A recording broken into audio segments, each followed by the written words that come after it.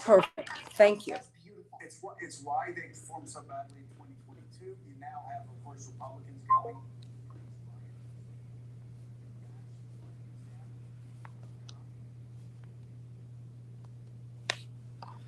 Hey, Dave.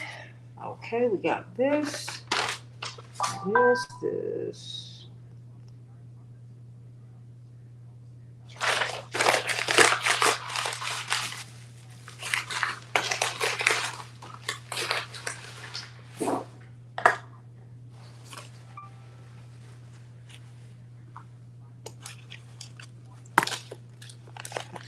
Send these notes to people.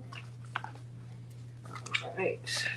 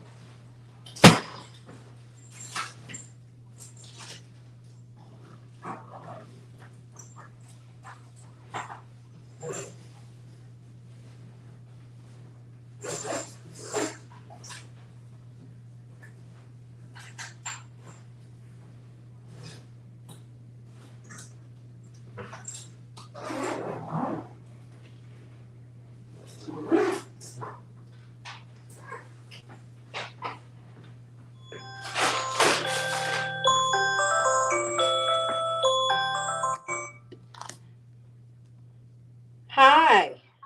Hi, Miss Jackson. Are you ready? Yes, I am. Okay, I can have some as well. Okay, fantastic. Pastor Hatch? Good morning. How you doing? Doing great. Just trying to get out of New York right now, so I'm looking at a lot and just getting my bags packed. Huh. Oh, wow. Got to unload. Okay. All right. All right. Just see that my bag is overweight and I had packed it differently. Okay. Well, all right. How are you today? Super. Fantastic. And I'll have you in and out in 5 minutes, and we will get on with this show. What is the race looking like to you now? Hey, Carol from New York City. Hey, everybody. Carol, I'm about to leave New York. Love y'all. Boy, am I tired. What's the race looking like now? I know it's getting more exciting. Virtual time. Yeah, I see that in one of these polls, Brandon is a little ahead. Yeah, it's a typical time. All about turnout. What are people inclined to do? Do you see the turnout getting any higher? But seems like it's a lot of minutes. 3 minutes. Okay, thank you. Rain. Yeah, good weather is going to make a difference too. Mm-hmm. There's a lot of energy out here for Brandon.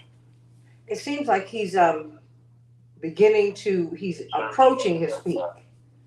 What do you think has been turning the corner for him?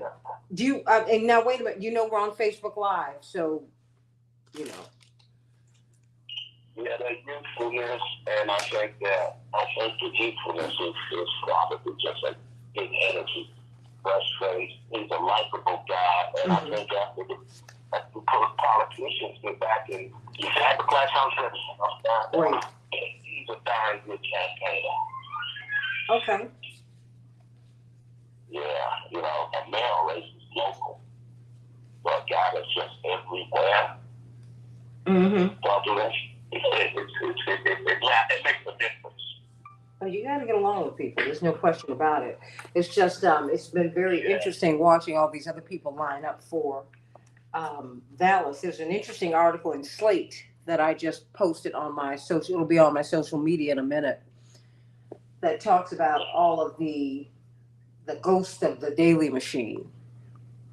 That's what they're calling this. Yeah. But I think it's even more than that. So We will see. Yeah, the new machine doing human labor. Mm-hmm. Well, a revived labor, after Reagan tried to kill it, and the corporatists who put him in office, you know, 'cause I mean, boy, taking out Patco, that was a huge blow.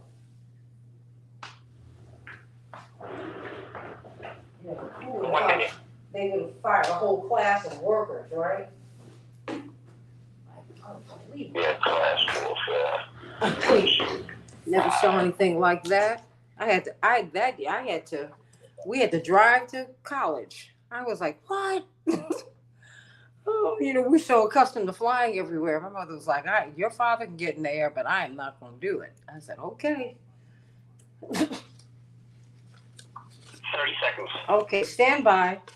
Coming up, thank you, Pastor Hatch. Got to have you on next week to talk about it. Let me know what your week is looking like. I'm in there all week. That's right. So, okay, will you have any time early in the morning? Perhaps, yeah, no, 10 seconds. We'll be traveling, so. I'll just check in with you. Stand by. Stand by. We're coming up. And I will check in with you.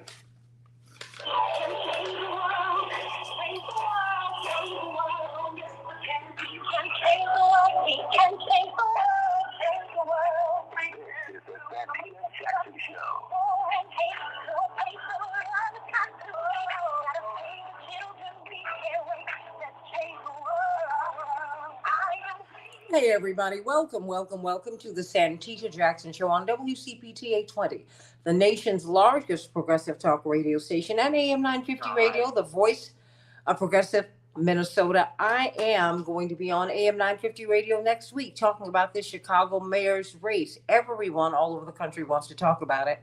And so if I can remember, I'm going to let you all know where I'll be popping up to talk about this race. It's a big, big deal. And it is getting hotter and hotter and hotter. And we're going to talk about the endorsements in this race and how do they matter? Do they matter? And did you know that with all of the changes that they're making in education policy in Florida, get this, as they discuss Rosa Parks, they are not allowed to discuss her race.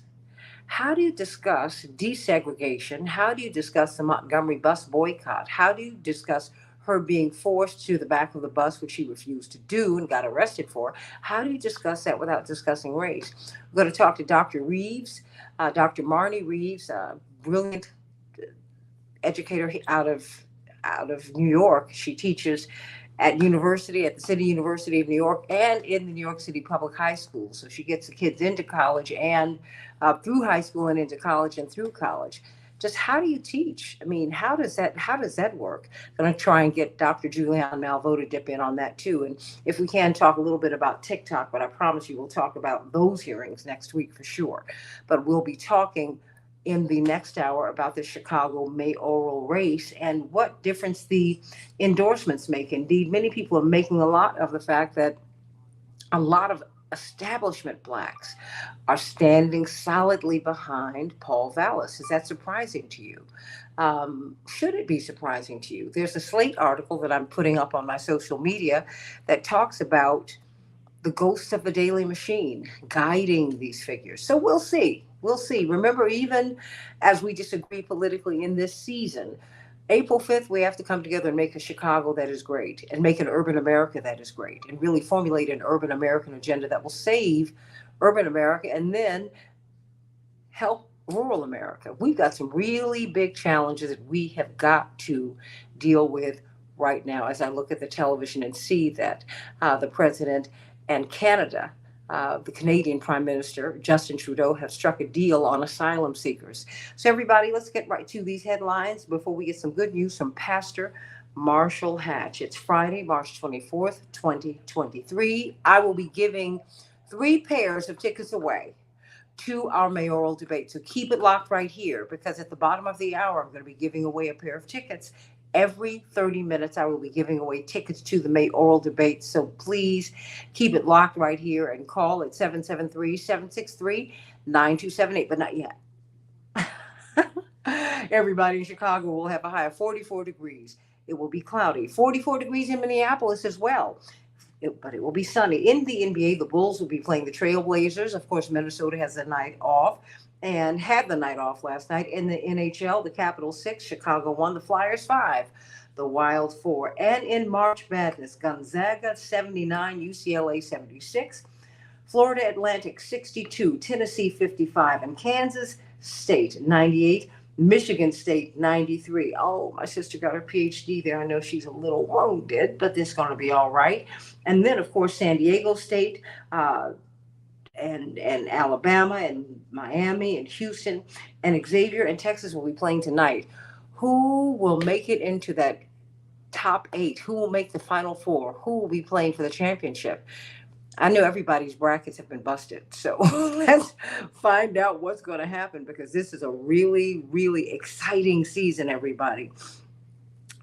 In the TikTok hearing, everybody, TikTok CEO testified before Congress as scrutiny mounts over the app's ties to the government of China and its potential risks to national security. It was a rare chance for the public to hear from Shu Chu, who is the CEO of TikTok, who offers very few interviews. Yet his company's app is among the most popular in America, with more than 150 million Americans, about half of us, who are active users. The hearing, which lasted for more than 5 hours, kicked off with calls from a lawmaker to ban the app in the U.S. and it remained combative on both sides, bipartisan.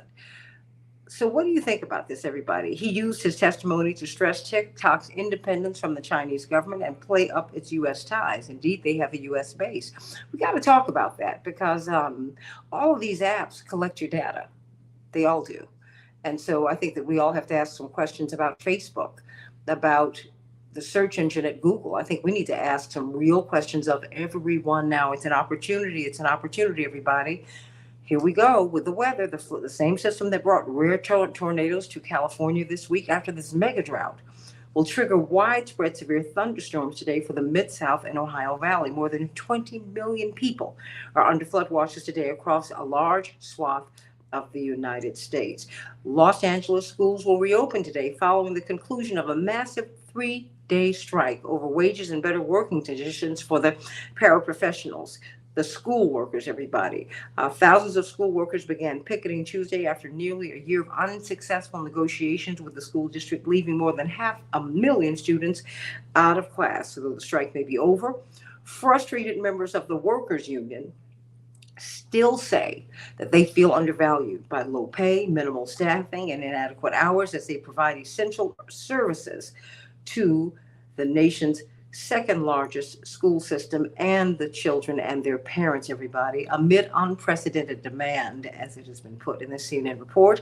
The current wait time for a regular U.S. passport has soared to about 10 to 13 weeks. Wow. And for an expedited passport, about 7 to 9 weeks. That's unbelievable, according to Secretary of State Anthony Blinken. The State Department is getting 500,000 applications a week for passports. Why do you think the numbers are up so high? Well, those are just some of the headlines as we look at the protests in France, everybody. They're going to lift their retirement age, which is, of course, going to massively impact pensions. More than 1 million people took to the streets across France on Thursday, with protests turning violent in some areas as demonstrators voiced their fury at these proposed pension reforms. And those are just some of the headlines on the Santita Jackson Show. The anointed and brilliant scholar, theologian, pastor of the New Mount Pilgrim Missionary Baptist Church, and of course the Ma'afa Project in Sankofa. They are doing such great work at that wonderful church. We got to get some good news, but before we get some good news, just very, very, very quickly, in about a minute or so, you've been very active in this race. Reverend Al Sharpton has come to your church to campaign for Brandon Johnson. In about a minute, what do you see as we go into the good news? Reverend Sharpton is coming for a Get Out the Vote rally on this coming Sunday. So it's really nonpartisan. But we are all about voter turnout in these communities. When we turn out, our interests will be served. And right now, this race is at a statistical dead heat. And so the people will truly decide the next direction for the city. Ooh-wee. All right, Pastor Hatch, that's right. And remember, everybody, we have same day on site voter registration. So it's a voting season. Every ward, all 50 wards are open for voting right now. So please, everybody, get out there and vote. Make your voices heard. Do not let a majority make it, don't let a minority make a majority decision. Get out and vote. Pastor Marshall Hatch, what's the good news?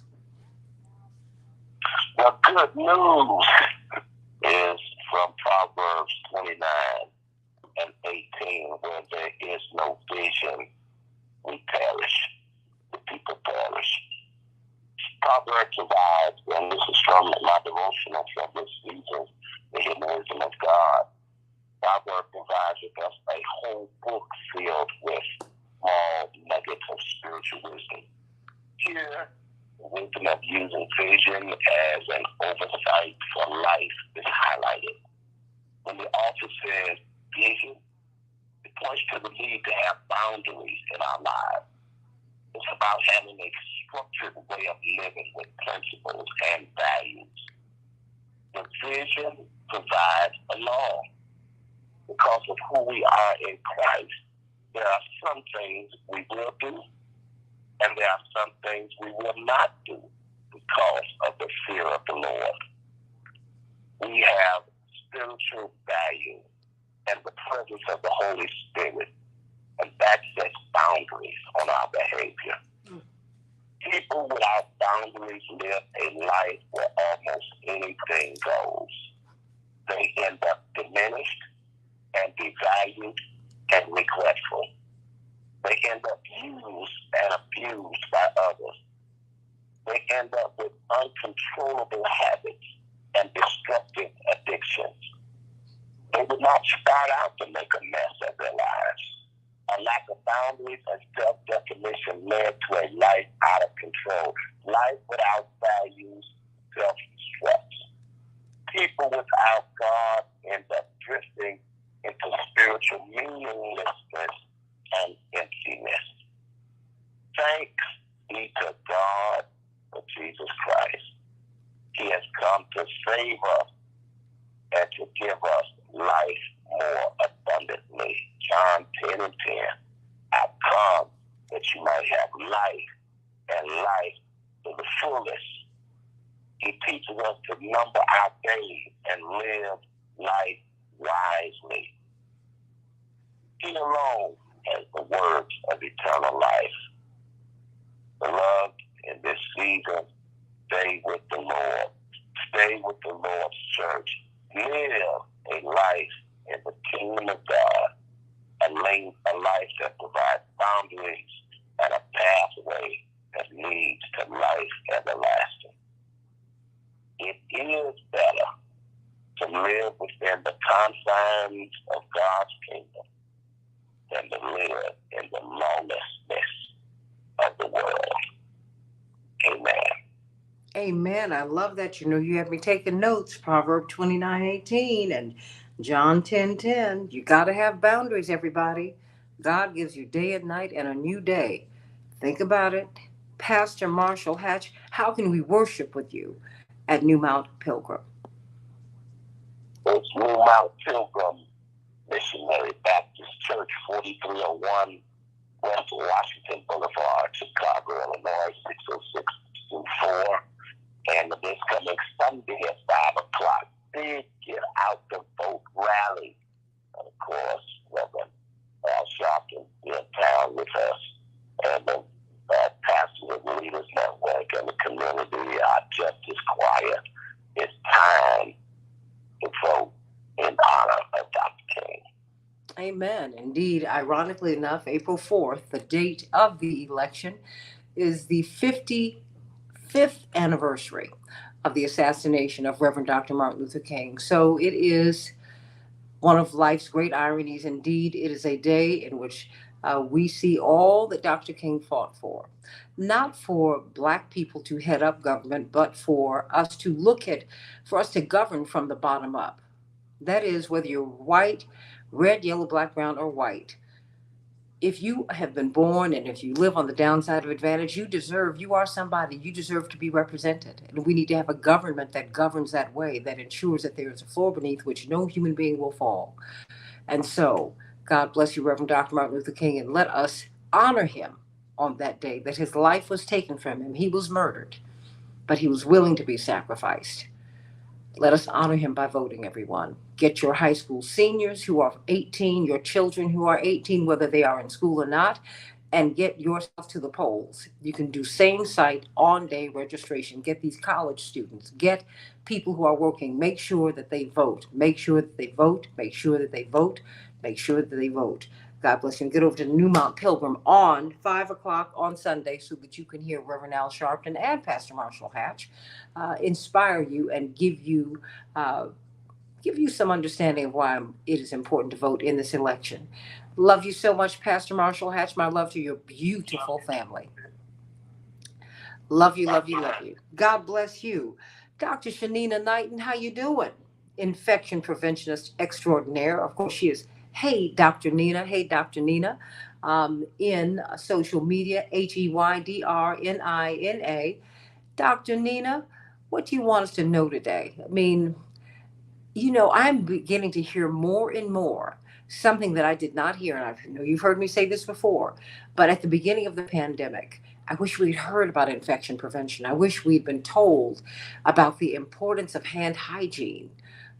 You had people who were telling us to wear masks, but at White House briefings, oops, they were not even wearing masks themselves. And don't tell me it's because the president told it.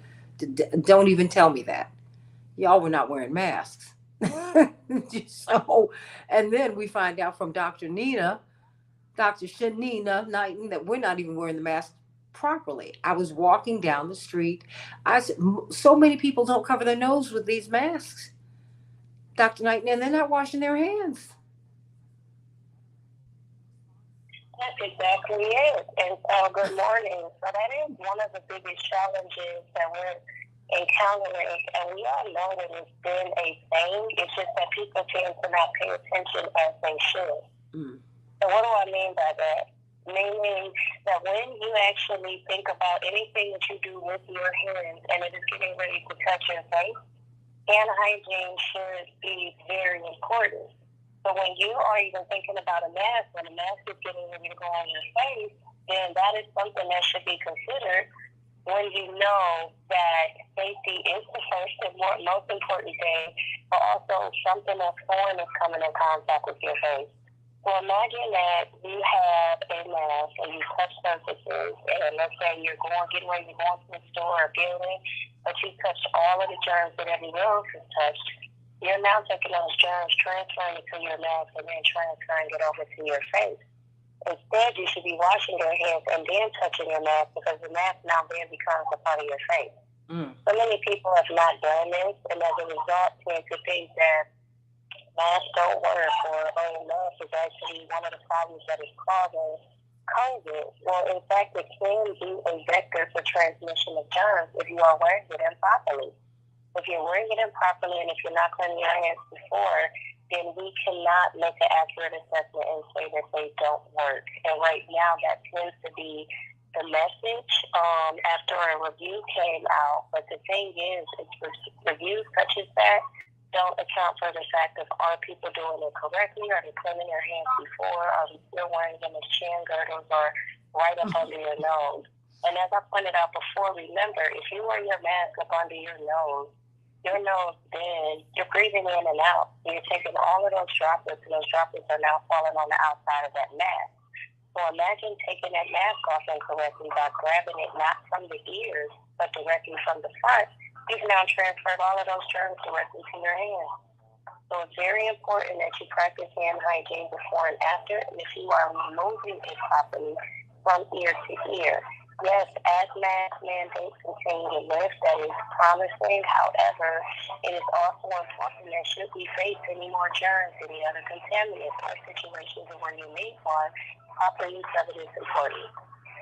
Well, I know you might feel that this is a little bit of overkill, but clearly it's not, because as I was walking down the street, number one, people were wearing their masks outside. And then I know so many people, and I'm not upset with anybody because this has not been adequately explained to us. And you know what? You have to drill things into people, not harass them, not diminish them or condescend, but we have to be trained to use masks. We have to be trained to wash our hands properly. We need training. And that's why we're so grateful to have you in the mornings with us, reminding us about the things that we really need to do to protect ourselves. Masks do work, but all these things work when you use them properly. How about that? Reverend Dr. Johnny Coleman said it works when you work it. So come on, everybody. Wash your hands properly. Go to Hey Dr. Nina, HEYDRNINA, so that you can find out how to wash your hands. This is the way you wash your hands. Wash your hands. Everybody, okay, I'm giving away a pair of tickets right now to the Chicago mayoral debate, WCPT's Chicago mayoral debate. So please call me at 773-763-9278, 773-763 WCPT. I want to hear from you right now. Got a pair of tickets to give away. We'll give away two more pairs of tickets before the show is over. But right now, first pair of tickets can be yours if you call me at 773-763-9278. Let's talk about Rosa Parks in Florida. If you want to learn about Rosa Parks, you can't talk about her race. You can't talk about her race when we're talking about desegregation and her being forced to the back of the bus because of her race. Talk to me, everybody. Back with more of the Santita Jackson Show in just a moment.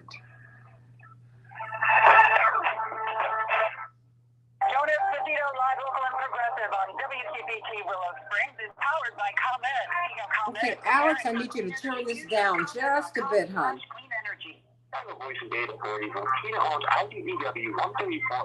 Okay. Please turn this down.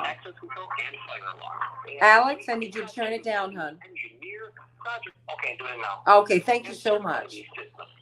Everybody, send Alex some love. He is new to the show, and he has done a wonderful job this week. Just kind of put on it. Okay. Needs to come down just some more. We need to bring it down more because it's so loud we can't do crosstalk with the guests. Okay, Alex, is it possible for you to bring it down some more? Yes, Ms. Jackson, I'm working on that. Oh, okay. No worries. Thank you so much. The Chicago Voice and Data Authority has make real impact on the lives of our neighbors and in our larger community. Learn more at ChicagoVoiceAndDataAuthority.com. 2023 WCPT 820 is where facts matter. Information. Okay, great. Yeah, perfect. Because the when it's that loud, it's I can't do crosstalk. So thank you so much for that. Is Dr. Knighton still there? I'm still here. Oh, okay. Hey, I'm going to be available. Until about 11 your time, and then after that I'll be available after 3 o'clock, after 4 o'clock your time, because I'm traveling today. I'm sorry. You said after 11? No, before 11. That's when I'm available, Eastern Standard Time. Okay, so I'll give you a call at 9:30. Okay, give me till 9:45. Let me get downstairs and get in the car. Okay, that works. Okay. You want to say 10? No. Because by that time I'll be at the airport and I'll be pushing. Gotcha. Okay. So 9:47 here. Okay, perfect. Thank you. And you know what? I think you might be able to do 9:30 because I'm running out of here. I will be running right down the stairs because I got to catch my flight. I got to get out of here. Gotta. So 9:30. Let's hold to that, and then we'll get right to it. Okay. And looking for Dr. Reeves.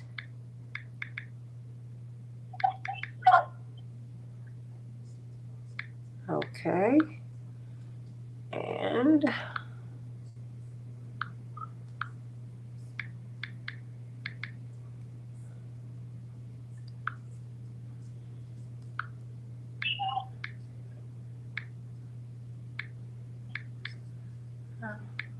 Okay.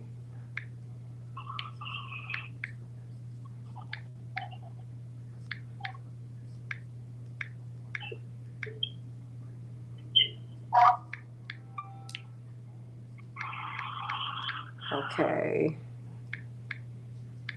All right, Santita, I'm dropping off. Oh, okay, sweetie. I'm sorry. I'm trying to send a text. I'm sorry, sweetie. You okay? Okay. That's all right. I'll take her. Okay, absolutely. Very shortly. Dr. Reeves is on. Thank you. Dr. Reeves? Good morning. Good morning. How are you? Great. Thank you. Great, great, great. I'm just parking my car. Okay. My ears are down.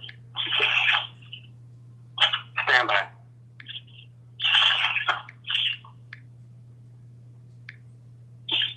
Change the world, change the world, change the world. And we can change the world, we can change the world, change the world. This is the Santita Jackson Show. Oh, and change the world, change the world. Save the children, we can't wait.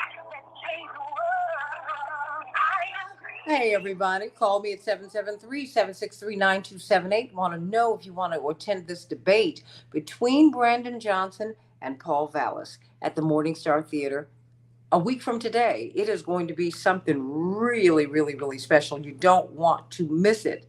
You don't want to miss it. On tomorrow, it'll be at 12 o'clock. It's going to be fantastic. You don't want to miss it. You'll be in the room with them. And I want you to continue to send me the questions that you would like to have them answer. I'm going to submit them to the team that's collating the questions and pulling them together. I think it's important we want you to have your questions asked, and we will press to have them answered. So before we get into this discussion about how you educate our children, I mean, and now there's a real push to alter the way history, the way things happened, how it's taught. Indeed, if you mention Rosa Parks in Florida in teaching about her, you can't mention her race within the context of her role in a fight to desegregate America, in light of the fact that it was because of her race that she could not sit on the front of the bus when a white person wanted the seat. I mean, think about that. Think about it. Call me at 773-763-9278 so we can get these tickets. But in the meantime, we've got Chapearl Wells. Chapearl, what's going on with you today?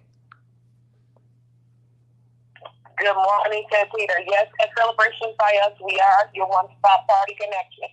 And right now, we are getting ready for prom season.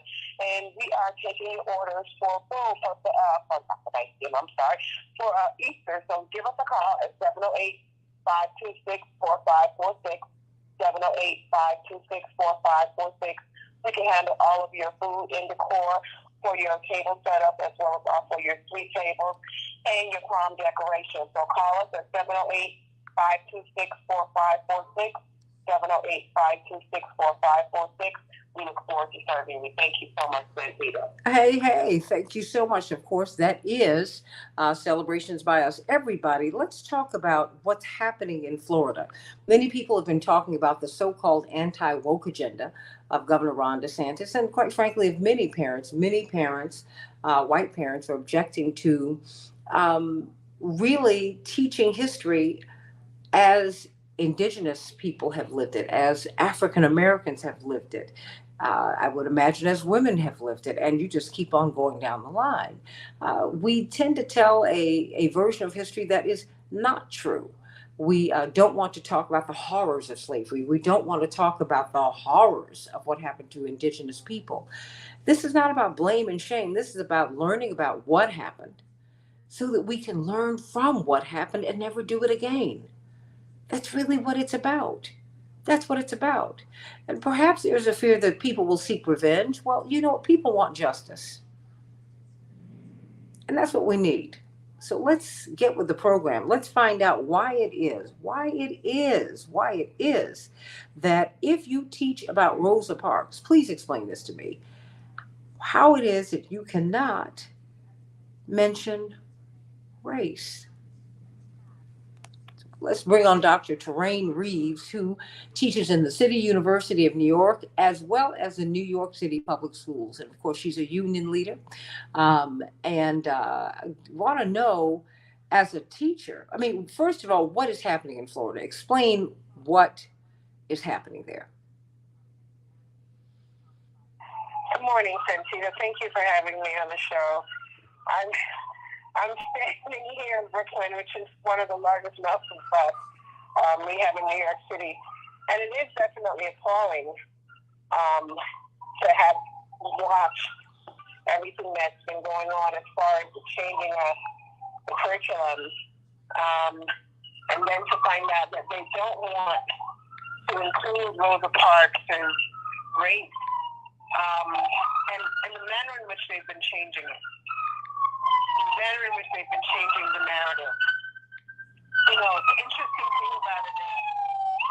Oh, hold on 1 second. Hold on. Okay, now we got you. Hold on. Okay, now we got you. Okay.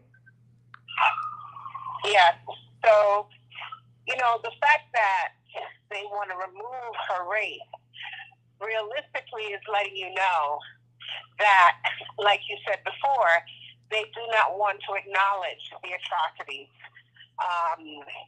that have been inflicted on Blacks and Latinos in America, or even Native Americans, for that matter. They also want to deny our history when they're removing those labels, those incidences from the history books, right? And what happens with us as a people is that realistically, it's like wiping us out of the history in this country. So while we have struggled and labored and fought for our rights in this country, they're really saying there was nothing really that we had to fight for because everything was being given to us, which is the narrative that they have actually put forth over the years. But then what happens to our children? Okay? I mean, our and all of them. All of them, learn right? and understand where they came from. Well, I mean, because I think it hurts white children too not to know the true narrative of America. I mean, the fact is that's why I've had this. I've not agreed with the removal of these Confederate statues. You know, put them in a museum. I'm like, no, change the description on the plate. Because when you go up to Capitol Hill, when my brother, former Congressman Jesse Jackson Jr. was in Congress, Dr. Reeves, and you know this, he had his own tour of the Capitol. And if you were privileged to take it, it was an incredible tour because most of the statues there were of Confederate leaders. These are people who were traitors to the country. They were traitors to the Union. And so, but you got to tell that story. You can't act as if these things did not happen. How do you teach history, which is supposed to be the truth of what happened? I mean, yeah, Janet Sherwood Sussman says, yes, change the plate and just tell the whole story. Finish telling the story of Robert E. Lee. Finish telling the story of the people who wanted to break up the Union and who funded them. Dr. Reeves, you got to just tell the whole story. Let them stay right there so that you can ask your mommy and daddy why these people occupy places of honor in the United States. Because, Dr. Reeves, we have governed that way. Yeah. But, you know, I want you also to think about the fact that, and I went through this process of being certified to teach the AP African American Studies course. And we've been delayed in getting other people certified because of the changes that have been made. We also have people who don't want to go through the process anymore because College Board decided that they were going to remove certain topics from the course. And that in and of itself is problematic because you want to teach truth and honesty. You want students to live in reality so that when they grow up, they know how to navigate themselves in a space where, you know, they are interacting with diverse people, right? So when you have a governor like DeSantis who's saying, well, we don't need DEI. We don't need those things. basically it's like he's saying we're accepting everyone. But all you have to do is look at your television screen, go to social media, and what you will see is what is truly happening in Florida. You have mass rallies that are happening in that state where people are coming out and speaking out against blacks. They're speaking out against Latinos. They're speaking out against Jews, and it has been tolerated in his state. Yet you don't want to teach kids in your school that these things have been happening for years. So what happens when a child is driving in their car, in their parents' car, and they see mass rallies with signs and swastikas? What are you saying to them? That never happened? That's not a part of history?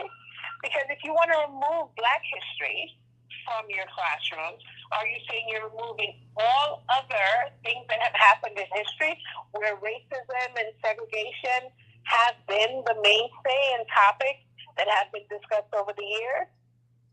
Because you can't turn around and say, I'm going to remove one and keep the other and think that it's going to be okay. So how do you teach? I mean, so what are teachers to do, Dr. Reeves? What are they to do? So I know in New York, we don't have the issue, but in Florida, he's holding those teachers, he's keeping those teachers accountable, and they will get fired if they attempt to teach these things in the classroom, right? In many states, what happens is the curriculum is handed to you, and you have to teach that curriculum accordingly. Most people are not stepping outside of those boundaries. At this point in time, I know the American Federation of Teachers, that is something that they're fighting and they're looking at. In that particular state, the teachers have an issue because the curriculum is given to them. The curriculum is definitely handed to them, and they have a tougher fight in order to bring that real-world education to the classroom. In other states, they have the right to create their own curriculum. They have the right to create their own lessons. However, in Florida, teachers will lose their jobs if they're teaching what is not given to them in that curriculum. Hey, everybody, call me at 773-763-9278. Let me know what you think about this. What do you think about this? Because while it's not an issue in New York, it might not be an issue in Chicago at this time. This horse is out the gate. It will soon be an issue. It will soon be an issue. Remember, we didn't think that President Trump could become president. We haven't thought a lot of things could happen. We didn't think that Roe v. Wade could be overturned, and on and on and on. These things, watch it. And how we are all poorer for not knowing the truth about how we got here. And if you do not get to the root, not the fruit, the root, you can't heal the problem. You just can't. Let me go to Azalee. How you doing? Hi, thank you so much for taking my call. I was listening, and I heard the word they don't want you to. It's not they. In my opinion, it's right on Ron DeSantis, who's trying to be president, and he doesn't know how. So the point, when we talk about things like that, Florida did not have this stuff going on when he was not governor. So we must always point the finger directly at that man, because we don't need a man trying to be, a dictator or a god, a little god in our country. The country would never be great with those kinds of people. So we must put the blame where it is. He is the leader. He is the one that's instigating all this stuff against all kinds of people. And he should not be doing that. And, the people in Florida, they're nice people. Honestly, I could not live there with that kind of stuff going on. And I was a teacher. I was in charge of my classroom. I was to teach the children according to the curriculum. And I didn't need the governor or the mayor or anybody telling me, because they are not the teacher. They are not in control of my classroom. So, I hope that people will wake up and, rail against this kind of stuff, because these kind of people like Ron and, and some of these other people, they're just bullies. We need to really speak out about this. I don't live in Florida, But I just feel for those people who are going through that. Well, Um, yeah, Miss Azalea, I feel for us because we don't teach our history as we should, because our history should not just be taught in schools. My Jewish friends after school would go to Jewish school and they would learn their history. As you know, Dr. Carter G. Woodson said, you never leave it to your enemy, your opponent, to teach your children. And right, but there's you can something. teach them, but you cannot have the governor telling you or telling the schools what to teach them. If the schools want to teach my children their history, they should be able to. I'm a citizen too, and my children are citizens. But I would make this point with you, Miss Azalea, and I want to bring Dr. Reeves back into this. There are corporate forces. I can't just put it on Ron DeSantis. He's part of it, but he's a mouthpiece for the corporate forces that are pushing to overtake education and to shape the agenda. And we have to be mindful of them. We have to be careful of them. And we need to talk about them because that is a very, very real issue. These corporate forces that that are shaping how we live, Dr. Reeves. Yeah, that's true. Oh, but the governor does not have to listen to the No. They do. And but Miss Azalea, the fact is they shouldn't. What we have to do as the people is push against the corporate forces so we trump them, if you will, because they listen to the squeaky wheel gets the grease. That's what we have to learn about politics. Your vote is the end of the beginning, not the beginning of the end. It is when you are the one who has to get out here. When you get out here, when the people of Florida, if they spoke up and said, this is unacceptable, things would change. Dr. Reeves. Oh, I wanted the young lady who was just speaking with you to know that she is right when she says, I'm a citizen, my children are citizens, I want them to know my history. But this is the other point I need to make. When I'm hearing you say that, Rainbow Push Coalition is an organization that was built on ensuring that we do not forget who we are in this country. Ron DeSantis is at the first to try to remove that from us. I do believe that as a people, we should create our own tools. We should educate our children the way we want them to be educated. We should not continuously depend on public education to teach our children about where they came from. Okay? When we sit back as a people to wait for them to not just educate us, but then to deny us our very rights, then we have to really be very reflective and look at those who came before us. But if we don't know the fight of those who came before us, like Reverend Jackson's fight, like Jesse Jackson Jr.'s fight to ensure that every child gets an equal access to education and gets the best education in this country, then in essence what we've said to these people, the corporatocracy and people like the Ron DeSantis of the world, we've literally said to them, do what you must, or what you will, or what you want to do. And then we're going to sit there, and with our plates like Oliver Twist, we're going to be saying, let me have some more. It is not supposed to be left up to just the teacher to stand out and say, I need to teach this. Parents should be demanding that their children are taught every single aspect of history, not just in this country, but the history of the world. And when I'm looking at a governor who's able to actually say, no, this should not be taught, and Florida State is not in an uproar, then I really have to be reflective and say to myself, what is the expectation of the parents of those kids in Florida when they have not? We see marches, we see people marching, but we're constantly relying on those people who have set the precedent to come to our aid instead of standing up for ourselves. Okay? So here it is in the state of Florida. we have this man who's saying, no, I don't want critical race theory taught in the school, in the state that I govern. Where are the parents? Why aren't the parents out there rallying? Why is it that he was able to get to this point to be able to say this should not happen in my state? Because remember, he is an elected official. And whether or not he is being supported by the corporatocracy, how are they able to support him in this way to prevent us and deny us our history?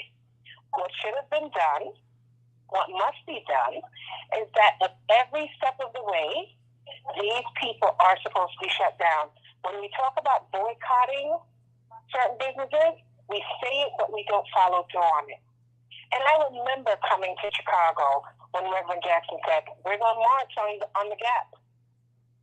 He didn't ask. He didn't say, you know what, let me get permission from the governor or the state, the Senate. No. He stood in front of a room of people and said, if you got your sneakers, put your sneakers on, get some comfortable shoes on, because we're going to march. We have forgotten the fight that people like Rosa Parks, who came before us, fought. We're sitting there and we're waiting and allowing history to repeat itself and just complaining, right? Mm-hmm. Instead, we should have been fighting and saying, absolutely not, this is not going to happen. Because we're all educators in our own right. The title that I hold does not say I'm the only educator. It says I'm just certified to teach in the classroom. But my classroom doesn't have to have walls. My classroom is beyond the walls. We're all educators in our own right. We need to start educating our children from home how to fight for their equal rights, for their civil rights, for their human rights. And that includes the right to a fair and equitable education that reflects every aspect of the history in this country. We don't need somebody to come and whitewash it. We don't need someone to come to remove it from the history books. We need the honesty, because only through honesty can we fix those cracks. The foundation in this country is weakening when we turn around and we decide that we don't want to hear the truth about what has happened in this country. You know, Dr. Reeves, in this country, we're weakened. You're right. And we're strengthened when we know the truth. And when we really begin to process it and say, you know what happened to the indigenous people first was wrong. Let's not go past them. I mean, and as an African American who is descended from people who were enslaved in this country, I get it. But these people had their land stolen and they were genocided out. They were the first people to be violated here. You got to tell that story. You got to ask why it took until 1920 for a woman to get the right to vote. What was going on here? You've got to, and you have to explain all of it. That is the only way we can make sense of any of it. You can't talk about Rosa Parks without talking about segregation and what it was rooted in. You can't talk about Rosa Parks unless you understand that she was an outlaw, Dr. Reeves. She was the secretary, the state secretary for the NAACP. It was illegal for you to be a member of the NAACP. She was a state official. You got to tell the story. That's why she is in the Capitol. Thank you, Congressman Jesse Jackson Jr. Absolutely. And Senator John Kerry, because Senator John Kerry became his partner. He needed a Senate sponsor. And John Kerry, no one else, John Kerry said, I will come forth and be your Senate sponsor so we can get her in Statuary Hall. They have a bust of Dr. King, his head, as you walk into Statuary Hall. That's shorter than you are. When my brother got there, he said, no. We're going to put Rosa Parks here. And he said, I'm going to commission the biggest statue in the hall. You're going to have to look all the way up at this woman forever and ever. Amen. Dr. Marty Reeves, thank you so much. Thank you for all that you are doing. I feel so much better knowing that our children are under your charge and are in your care. Pushing them. Oh, no, thank you. No, thank you. Thank you. Thank you for what you're doing. All right, everybody, let's talk about this mayoral race. Who you got?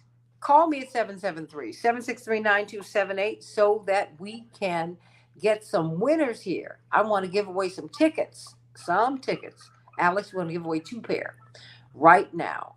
If you want to come to the WCPT debate at the Morning Star Theater, please come on. It's going to be great. You will be in the same room as Paul Vallis and Brandon Johnson. You will hear their questions. That's why I want you to continue to send me questions. You're sending me some really, really good ones. What you want them to answer, the questions you want them to answer. And we'll talk about these endorsements. Do they matter? I mean, what are you seeing with some of the most prominent blacks in the city who are standing up with Paul Vallis, and yet it is black people who are unknown, who are not? What does that mean? And what is this attempt to break the black vote? Xavier Nagaris was talking about that yesterday. He said if the black vote remains united, Brandon Johnson can win. But if there is a breach in unity, he won't. And what does that mean? Because we have to look at, there's a wonderful article by the Tribe in which they're talking about what this anti-CTU, this anti-union rhetoric really means. It's anti-fair housing. It's anti-voting rights. It's anti-you. Back with more of the Santita Jackson Show in just a few minutes. Waiting for your phone call at 773-763-9278. Want to give you these tickets so that you can attend this debate at the Morning Star Theater next Friday at 12 noon. Paul Vallis and Brandon Johnson, you'll be in the room with them thanks to WCPT. I'm Santita Jackson. Stay right here. Hey, Norma Jean. Yo, I want you to get out and vote. Ms. Jackson, still no answer from Dr. Melville. Okay, no worries. You can try to keep trying for a little bit later. But, get everybody else up.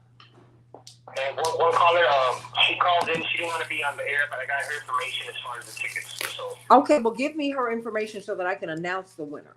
Okay? Okay, I'll text it to you. Okay, gotta let me know because now I'm giving away both tickets. Well, that's all right. So just let me know whenever we get a winner. Will do. I think that's horrible. No, just send me her information, and she got a pair of tickets. Yes.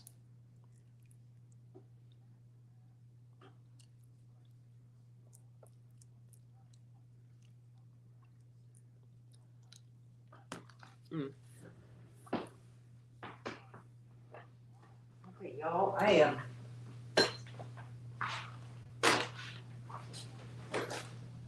moving in a big way so I can get out of here and get back to Chicago. Oh.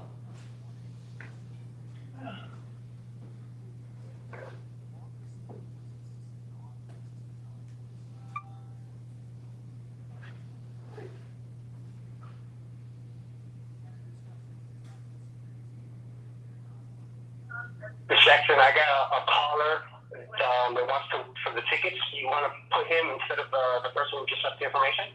If they want to be. Okay, I'll go ahead and text you the info. Okay, thank you, sweetie. Thank you.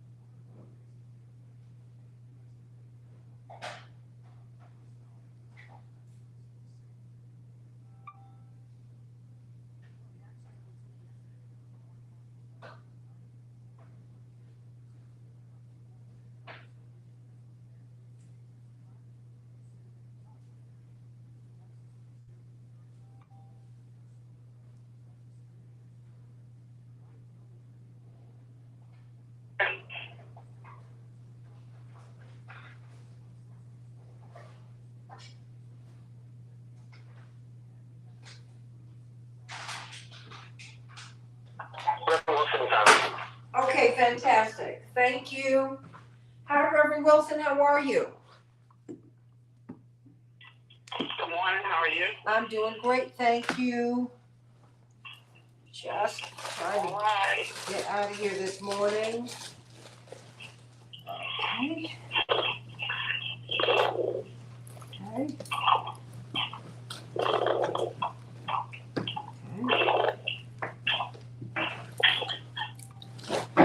Had a successful conference. I'll tell you about it when I see you.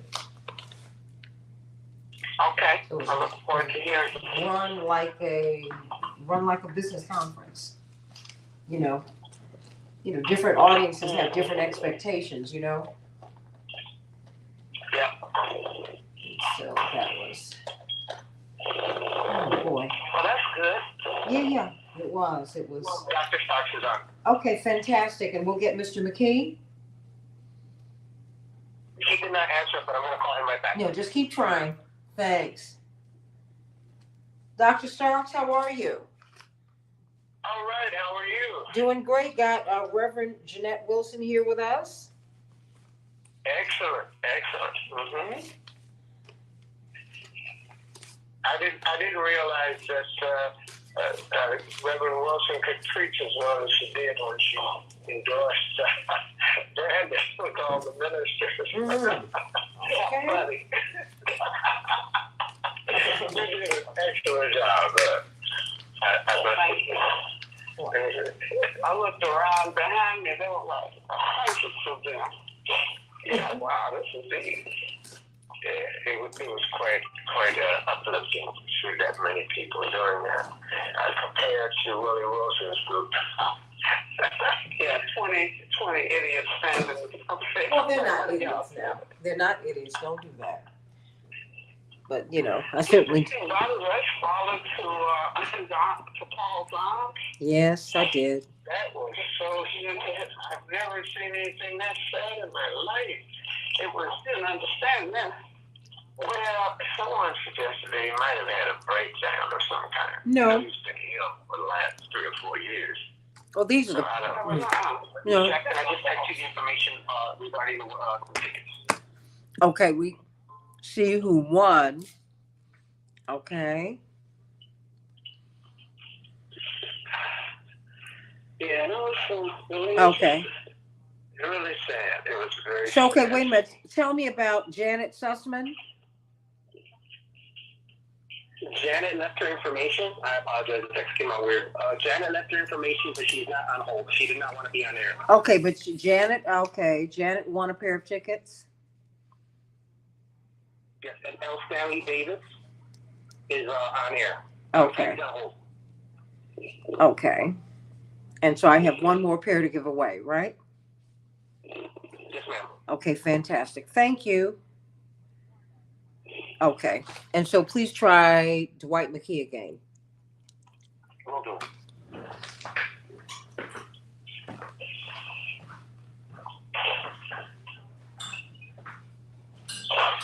But Constance has been different 30 seconds. Yes, she has. He's not well at all. Well, you know what, everybody? Remember, I'm on Facebook. Okay. But people have wondered, but for the record, he has been very ill. Everyone over the past few years, he's been very, very ill. Life-threatening illness. Mm-hmm. And it's a miracle that he's still here.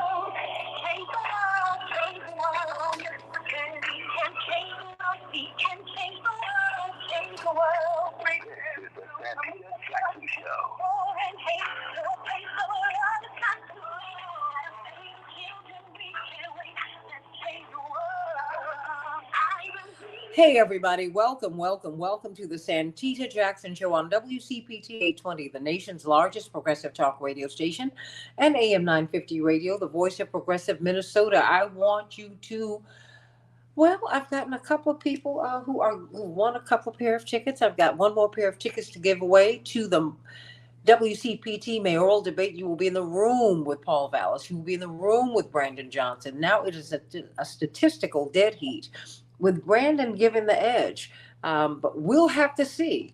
That's all on you.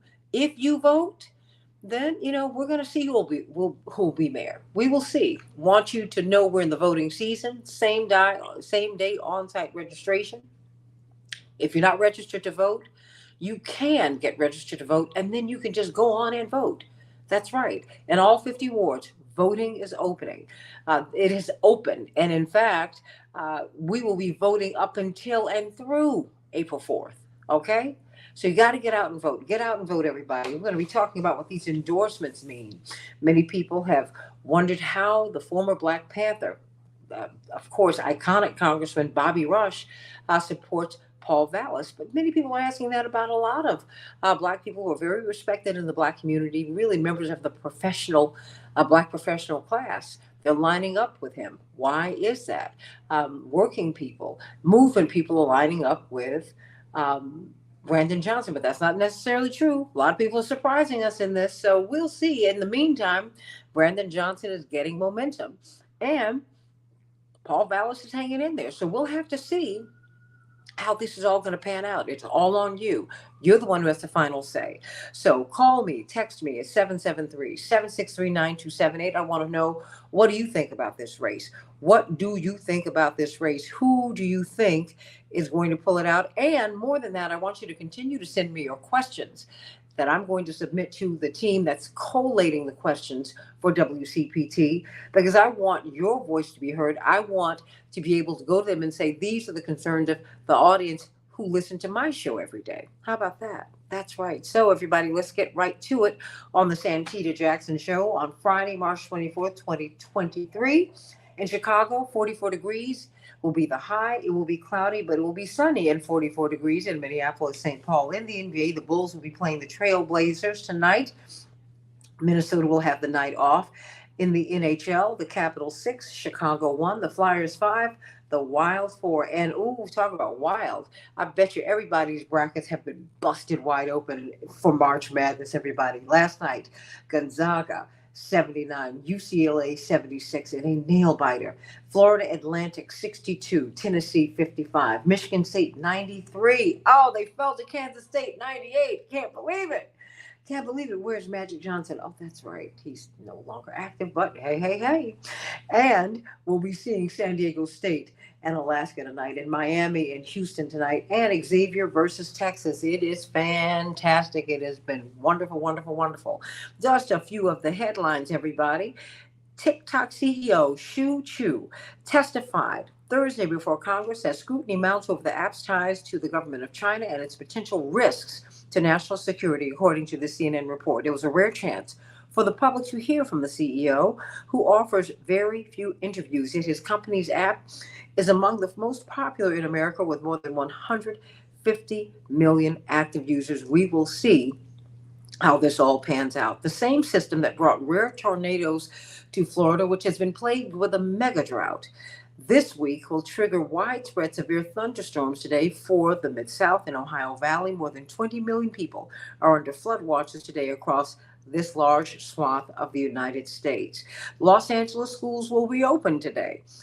500,000 kids will be able to get back to school following the conclusion of a massive 3-day strike over wages and better working conditions for the paraprofessionals, the people who clean the schools, the people who fix the food, all of those, the support staff who are so necessary to make that school ecosystem run. Thousands of school workers began picketing on Tuesday after nearly a year of unsuccessful negotiations with the school district, leaving more than 500,000 students out of class this week. Though the strike may be over, frustrated members of the workers' union say they still feel undervalued by low pay, minimal staffing, and inadequate hours as they provide essential services to the nation's second largest school system. They still need to protest, everybody. Amid unprecedented demand, the current wait time for a regular U.S. passport, everybody, is soared to about 10 to 13 weeks. That's a fourth of the year. Whoa, what's going on, everybody? And for an expedited passport, about 7 to 9 weeks, according to Secretary of State Anthony Blinken. The State Department is getting 500,000 applications a week for passports, which is 30 to 40% more applicants this year than last year. Blinken told the House Appropriations Subcommittee budget hearing. Wow, everybody. And of course, more than 1 million people took to the streets in France. People are getting arrested because they are protesting.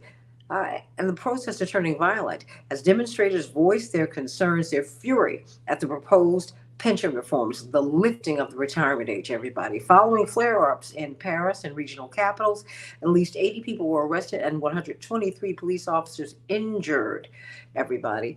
The rich get richer, the poor get poorer, and this is going to be interesting to watch what's going on in France. So let's get right to it, everybody. I want to talk to you about this mayoral election.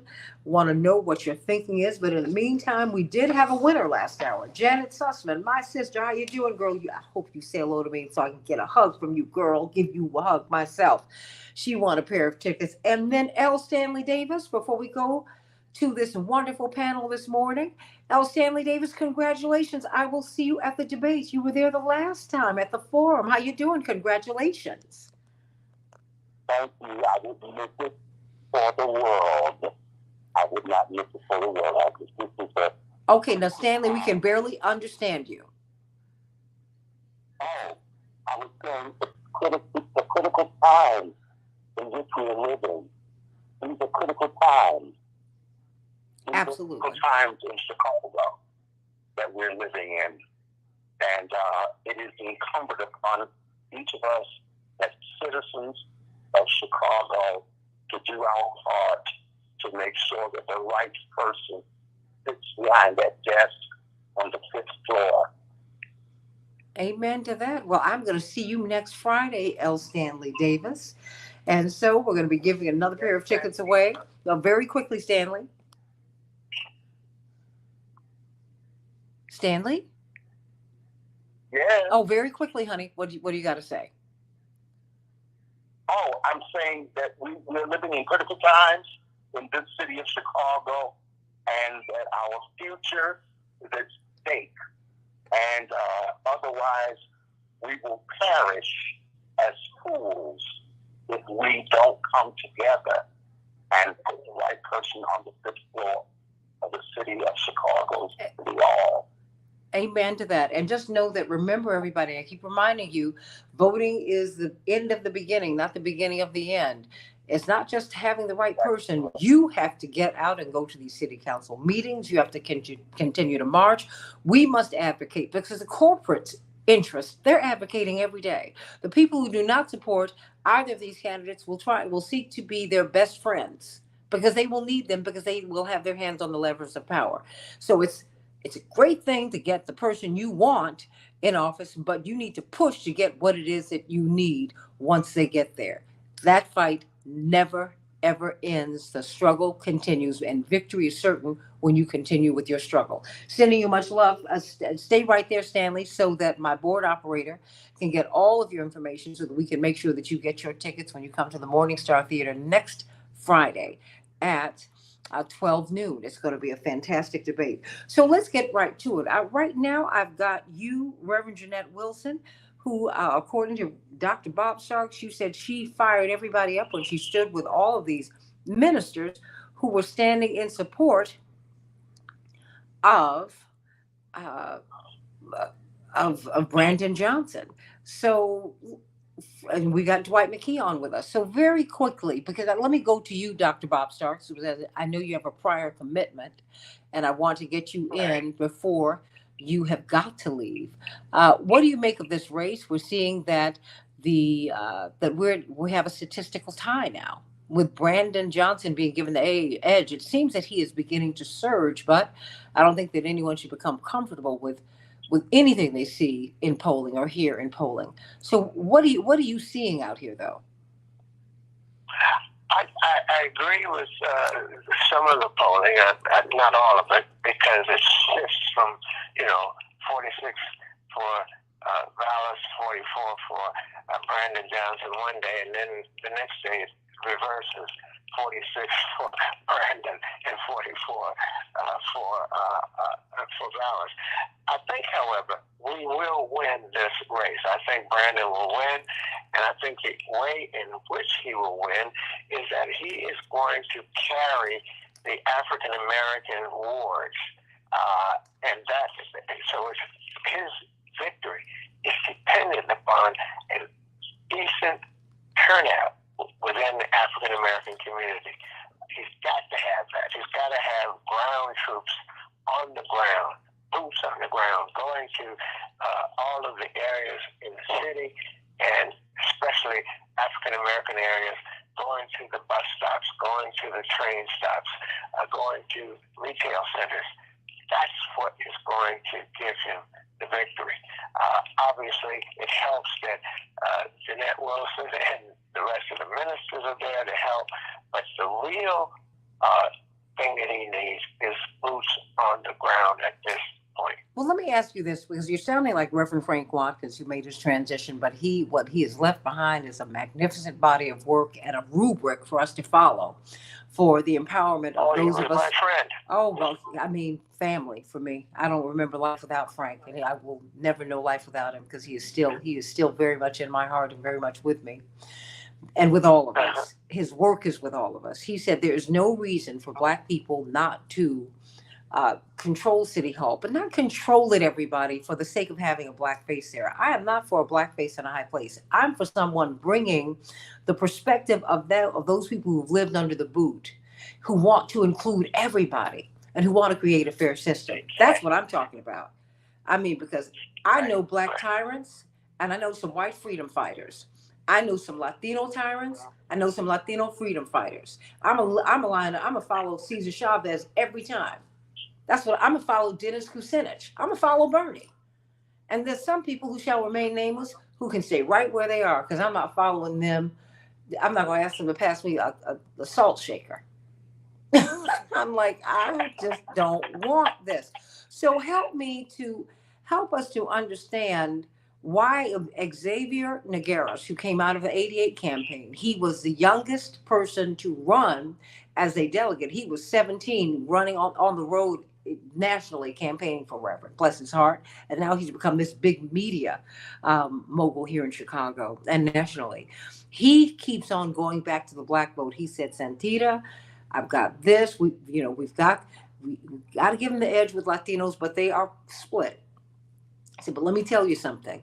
It's the Black vote that will determine the outcome of this election. Why do you emphasize that, Bob Starks?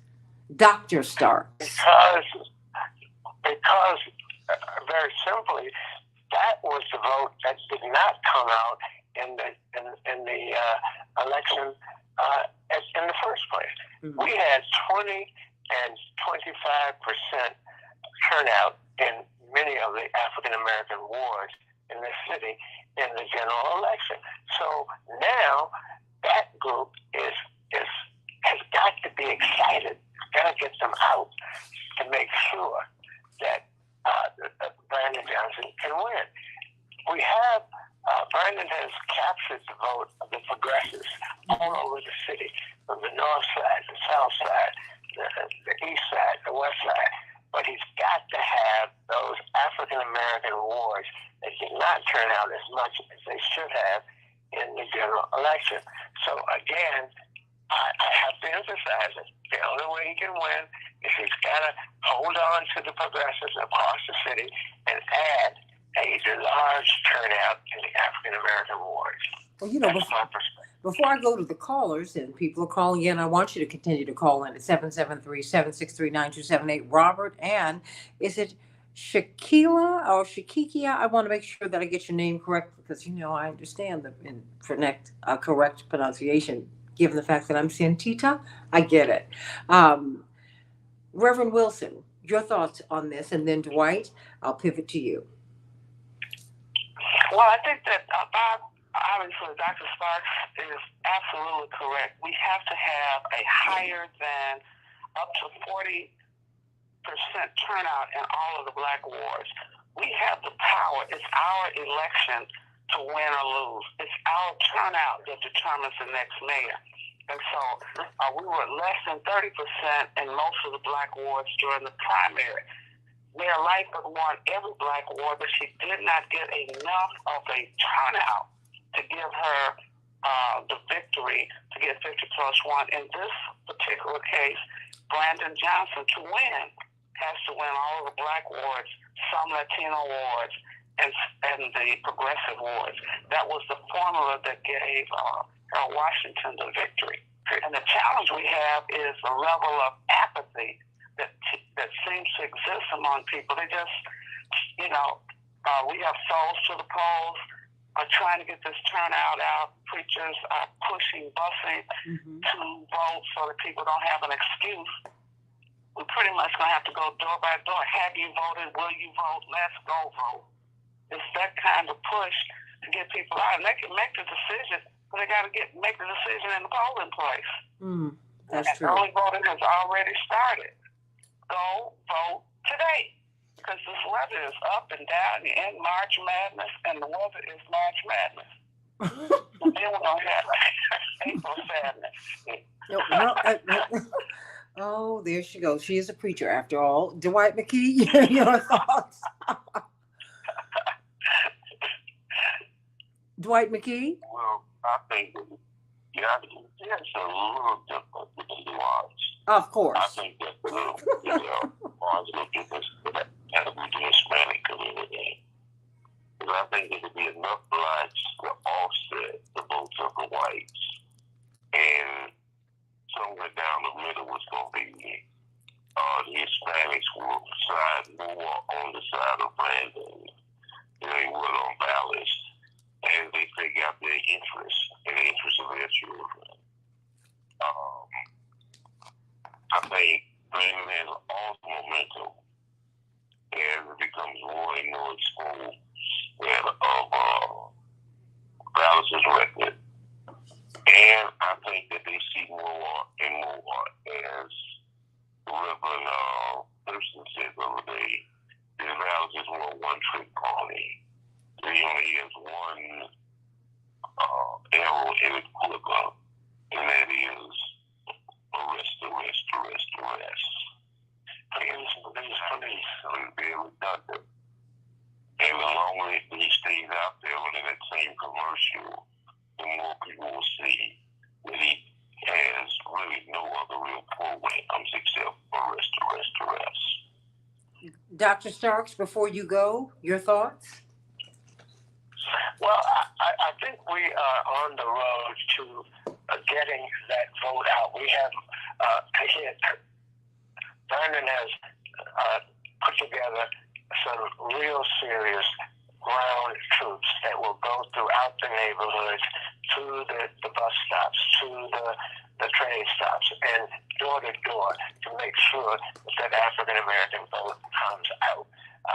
And we will have, I'm sure, a 35 to 40% turnout in the African American community, as well as in the Latino community, and that added to the progressives will spell the victory for Mr. Brandon Johnson. And I must agree with Dwight. This one-trick pony is just really saddening and sickening. Police is the only issue that he has on the board. And of course, he is a dino.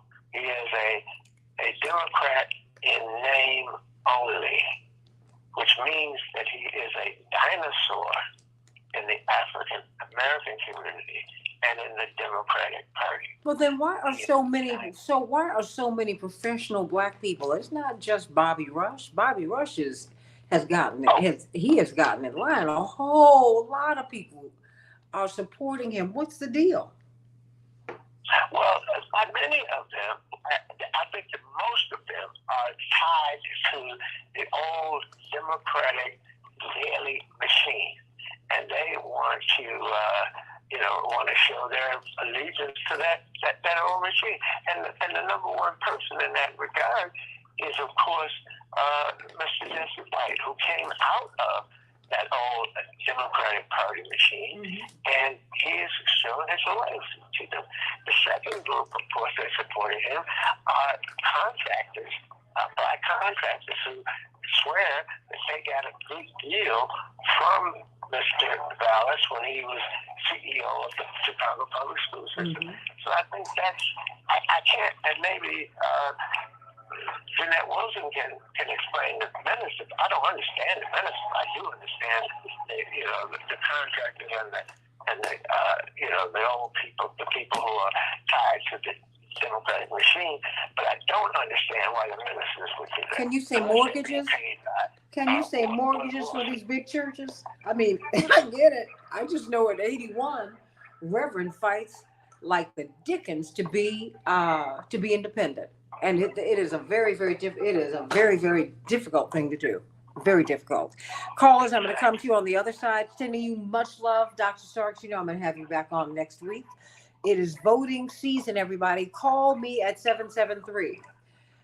763-9278. So you can get this last pair of tickets to the debate. We'll be giving them away through next week. But come on, get these tickets while they last. They're hot. Janet won. L. Stanley Davis won. And you can win too. So you can be in the room with the next mayor of Chicago at the Morning Star Theater, 12 noon on Friday, March 31st.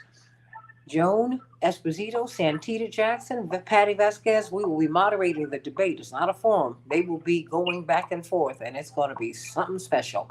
Back with more of the Santita Jackson Show. Just a few minutes.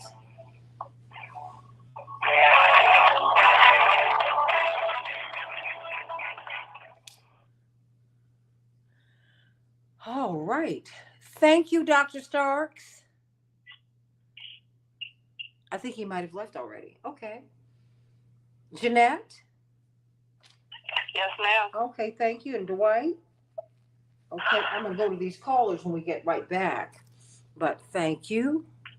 One of the things I hope that you will ask the candidates is shift the focus from this media focus on safety and crime to all the other issues that the mayor has responsibility and authority over. For one, I want to know, will either one of them make sure that they implement the investments that were started under Mayor Lightfoot? Number two, will African Americans be appointed to 1/3 of the paid and unpaid boards and commissions in the city of Chicago? There's a city council, the city colleges board, there's the public building commission, there's human relations, there's economics, there's planning. We need to be a part of these boards and commissions that make decisions. The police board and CPS, Board of Education. We gotta get out of this whole thing of safety. We beat that horse to death. Well, that's a corporate narrative, so that they can have, that's what that is. And, and we know this. That's why we keep, we don't talk about the mainstream media here. We talk about the corporate media. Because they're the ones who set the agenda here. And everybody, they fell in line with it. I get it. But we have to do a reset on that. I'm like, you act like crime hasn't existed in this city. I'm like, you serious? When I talk to Black folks, when I talk to Latinos, I hear education. We need more schools, not fewer schools. We need more teachers. People have questions about Teach for America, all of that. Yeah, you do one year Teach for America. Now you're assigned to a classroom of children, and you have no particular specialty. You just can't get another job that pays the salary that first-year teachers get, so you want to be a teacher. Absolutely. Well, and you get your student. I'm not mad about you getting your student loans forgiven. I get it. But this is coming at the expense of our kids. Education of our children. Yeah. I'm so glad I didn't have that. Oh my gosh. I can't even imagine. I had real folks who absolutely, and we all did. We had people who lived to teach.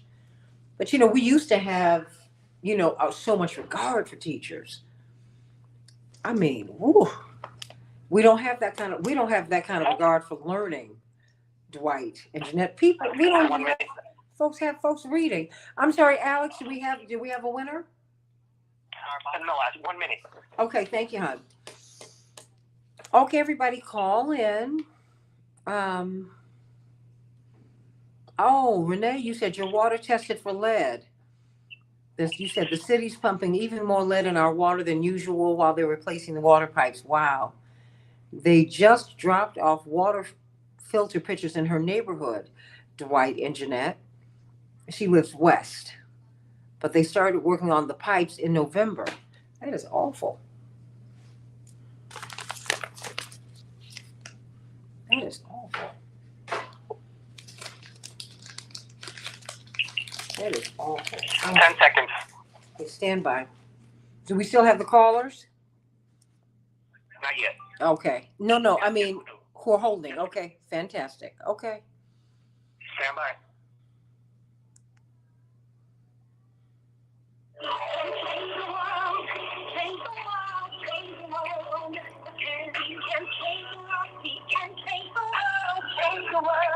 This is the Santita Jackson Show.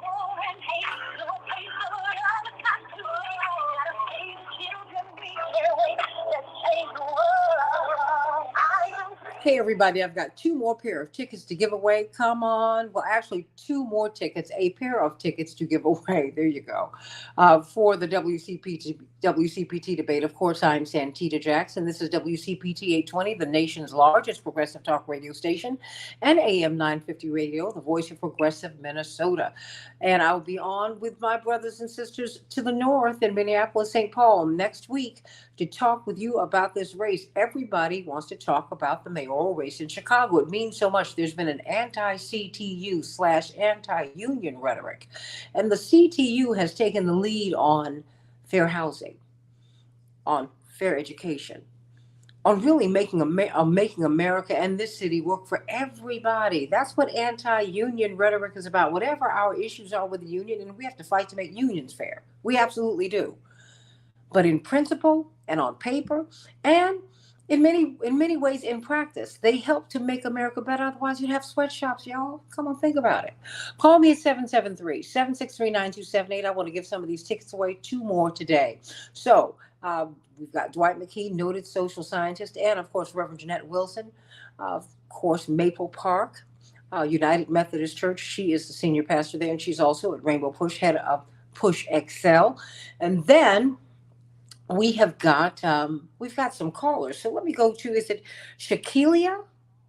Did I pronounce your name correctly? Yes, Santita. Shakilia. Hi, good morning. Good morning. Beautiful name. I just wanted to get it right. Thank you. You did. Santita, I canvassed for Brandon yesterday, and I want to tell you there is something in the air going on. I was canvassing Brownsville area, and the people, one person was undecided that we talked to, and the others were Brandon. So, and another person, the person that was undecided knew they didn't want ballots. They weren't sure about Brandon, but they knew they didn't want ballots.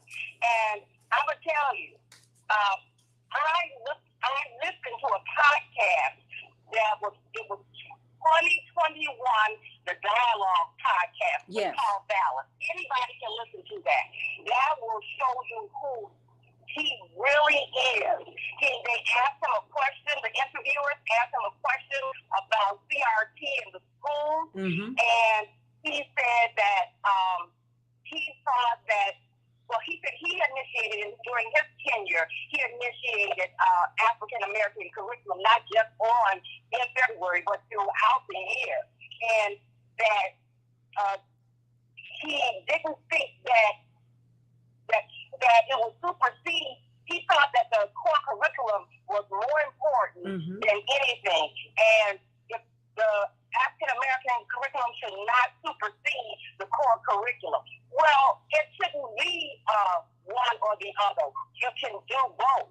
I am a retired teacher. You can do both. And he talks about the parents, the white students bringing home talk about things that would make their white parents uncomfortable. He talks about, and the black students would make their parents uncomfortable too, because the parents fail to deal with the inequities in the system. Yeah, so I encourage people, anybody can listen to the podcast. All you got to do if you have a smartphone is put 2021, the dialogue Paul Ballot. And you know what? They can go to my Facebook page because I have a link to it, because we talked about it several weeks ago. Because he said that this would also give Black children an excuse, a reason not to push to excel, if you will. And it was a very interesting interview, very interesting interview. And I want to thank you for that. And I'm so glad that you're out there canvassing. You're getting a lot of great response. Are people who were not going to vote, are they now inclined to go vote? Shakilia? I'm sorry, I missed that last part of the question. If you canvass someone who wasn't inclined to vote, were you able to move them into the column of voting? I would say that I felt comfortable that they would not vote for ballots and that they were considering Brandon Johnson. Okay. And I just want to say one other thing about why I am supporting Brandon. Mm-hmm. Brandon Johnson has his finger on the issue regarding policing and education. Policing, he doesn't look at the community as if the community is the problem. He looks at the community as if they have a problem that he has a solution for solving or at least working on. And as far as education, he is more concerned about the average student going to school and going to a good school, the neighborhood schools, not just the magnet schools. And Dallas put New Orleans, he made all those schools charter schools. Mm-hmm. They have no public schools when he left. Yeah, I mean, that's just 100% charter. He will try to bust the union. He will try to bust the union. Blessings to you, Shakilia. Please call us next week. I hope that you can get to the debate if you can.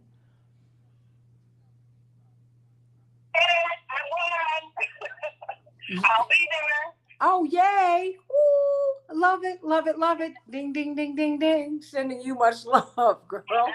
And make sure you say hello to me. Absolutely. Say hello so I can give you a big hug. Let me speak with Robert from Wisconsin. Thank you, sweetie. Robert from Wisconsin, what's on your mind? Bye. Bye-bye. Good morning. Good morning. Good morning. I just, if you guys want to know what's going to happen if you get Paul Ballot, all you have to do is look to Wisconsin. Really, charters started here. The Bradley Foundation started them 3 decades ago. There's been a mixed record on them. They cherry pick the best students. They take a lot of resources away from the school system. They don't provide any kind of support to students with special needs. But overall, in the state, if you look at the state of Wisconsin and the city of Milwaukee, where 70% of the black vote is, there's 3 things that have happened.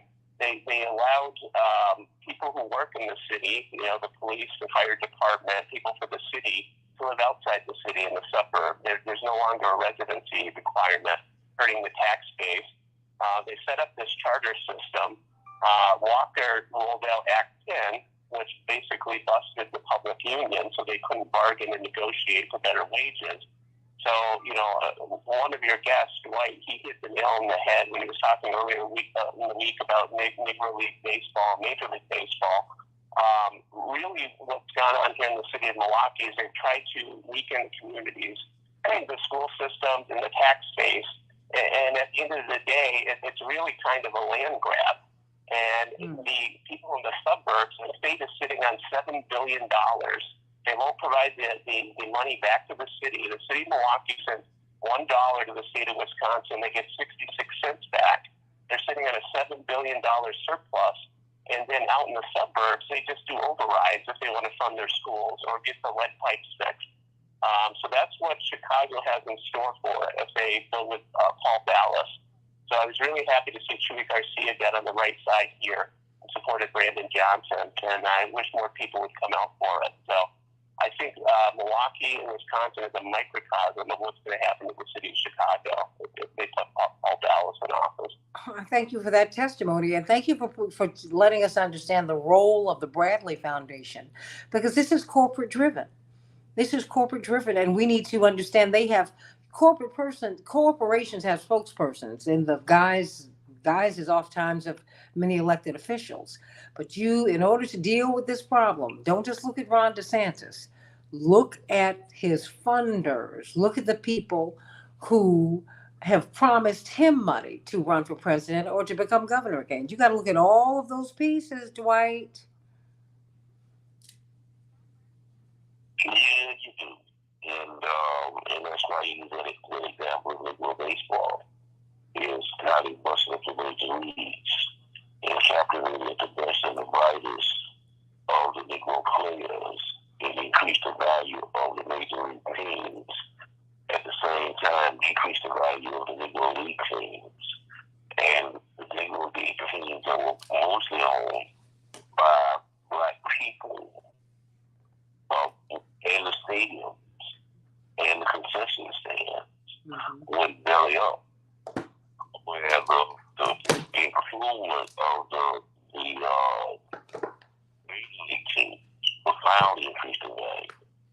Brooklyn had been known as the Brooklyn Bombs for most of their careers when they played in New York. Then they became, when Jackie stopped playing, they became the Boys of Summer. And people started coming by the droves.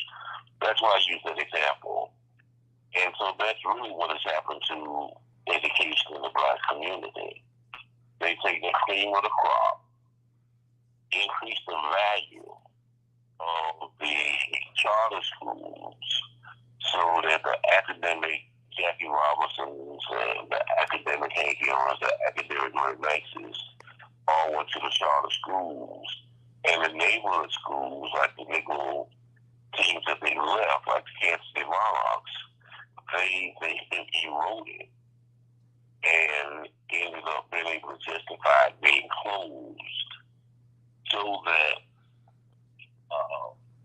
those neighborhoods could ultimately be decapitated.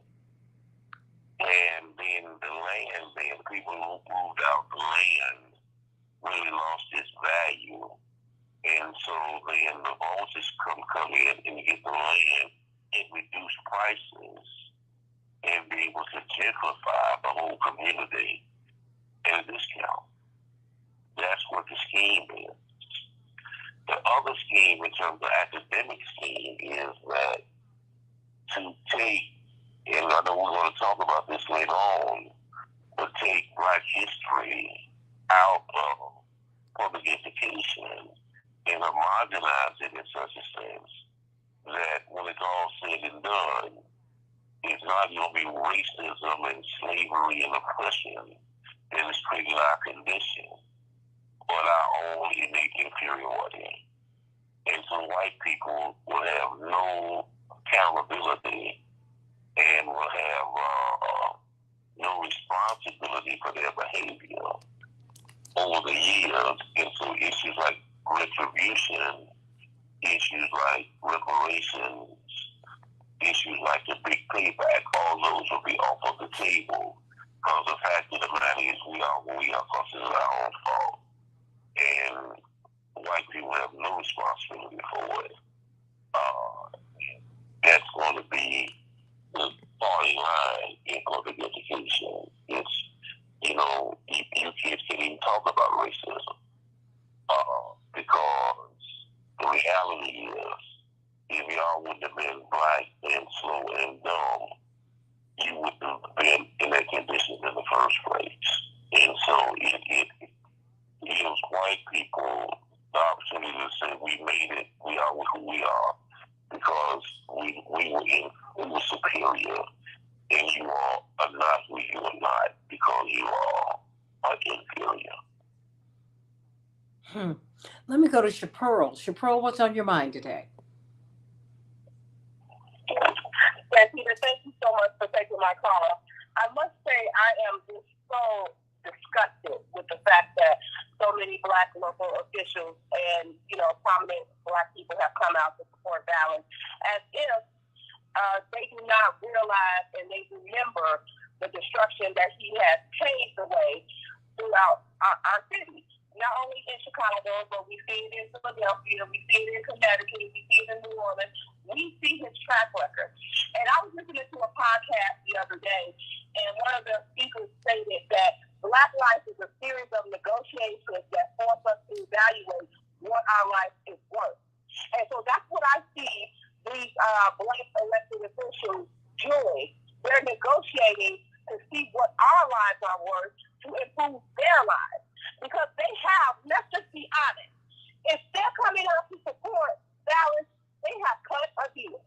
Let's not put people around here saying that, oh, well, we don't know why they support it. We know why, because they taking kickbacks.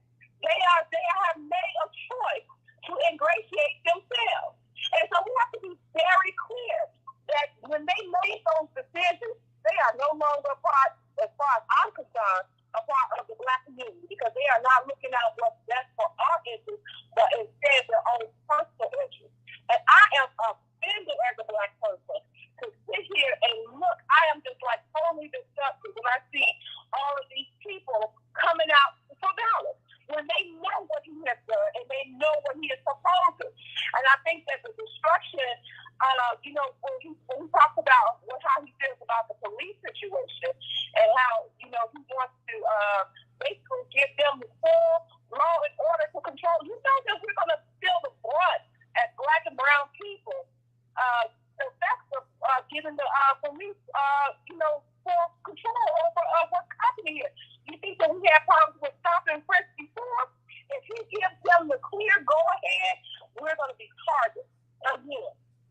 And so we have to be clear about what we're doing. And we have seen what he has done in the schools. So his record is very clear. And there is really no comparison between him and Brandon. We need to come out and support strongly for Brandon Johnson so that way he can be the next mayor of Chicago. Well, you want to react, Jeanette, Dwight, before I go to the other callers? Jeanette? Well, I think that we need to turn our anger into action, our frustration into voting. We cannot just sit back and be frustrated about who endorses and who doesn't and why they do or why they don't.